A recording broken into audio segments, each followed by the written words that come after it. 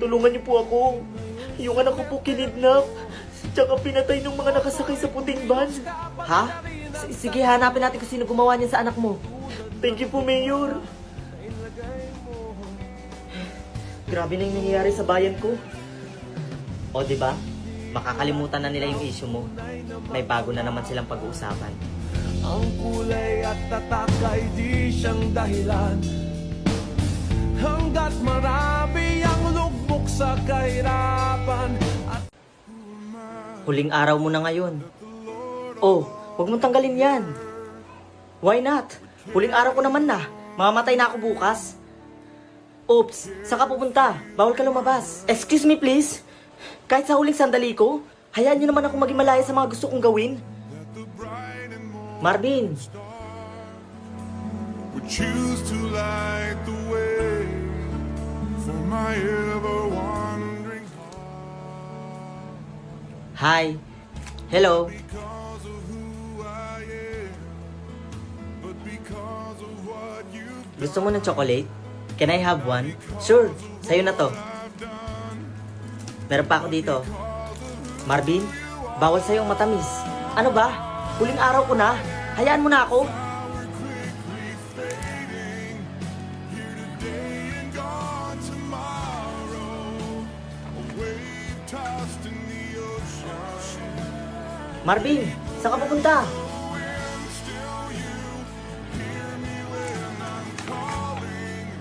Lord, you catch me when I'm falling. Marvin, bawal ka magbuhat ng mabigat. Bawal magpagod sa'yo, di ba? Namiss ko lang yung dati kong mga ginagawa. Marvin naman, pinapabilis mo lalo yung buhay mo. Imbis na bukas ka pa mawawala, maaring ngayon ka pa mamatay. Saan ka na naman pupunta? Fresh air. Magdadalawang taon na ako sa ospital. Ngayon lang ulit ako nakalabas. Marvin, bawal ka dito sa labas. Bawal ka masinagan ng araw, remember? Remember? Remember, huling araw ko na to. Kaya hayaan nyo na ako, please lang. Parang awa nyo na. Marvin! Marvin! Good morning, Doc. Good morning. Sige po, Doc. Una na po ako. Sige. Marvin? Si Kuya Marvin po? Oo, nakita mo ba? Opo. Umakyat po siya doon sa rooftop. Marvin? Marvin?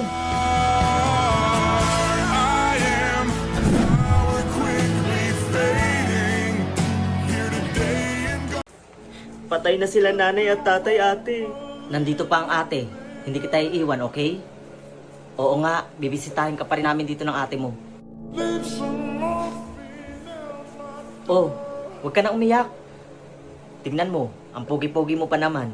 Mapangbola ka talaga, kuya. Ganyan mo siguro napasagot yung ate ko, no? Mahal, tara uwi na tayo. Iiwan mo yung kapatid mo?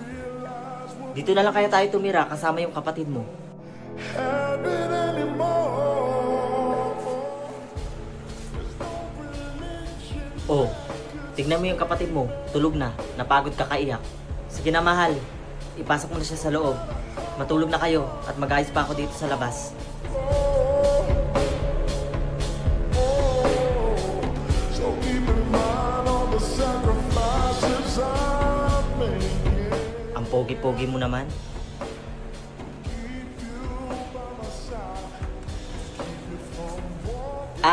Binihisan ko na pala yung kapatid mo. Pawis na pawis eh. Sige, matulog ka na.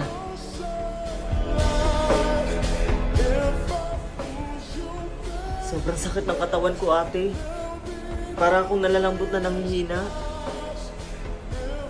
Baka dinalo ka ni nanay at tatay kagabi. Baka nga po, ate. Uminom ka na ng gamot. Papasok muna ako. Sige, ate, ingat.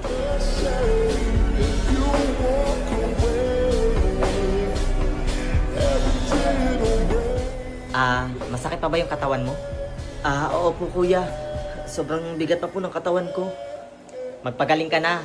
Tignan mo, payat-payat mo na. Ang pogi-pogi mo pa naman. Teka, kukuha muna ako ng bagong damit mo ha. Marvin, bunso. Oh, mahal. May dala akong pagkain, oh. Tara, kain muna tayo.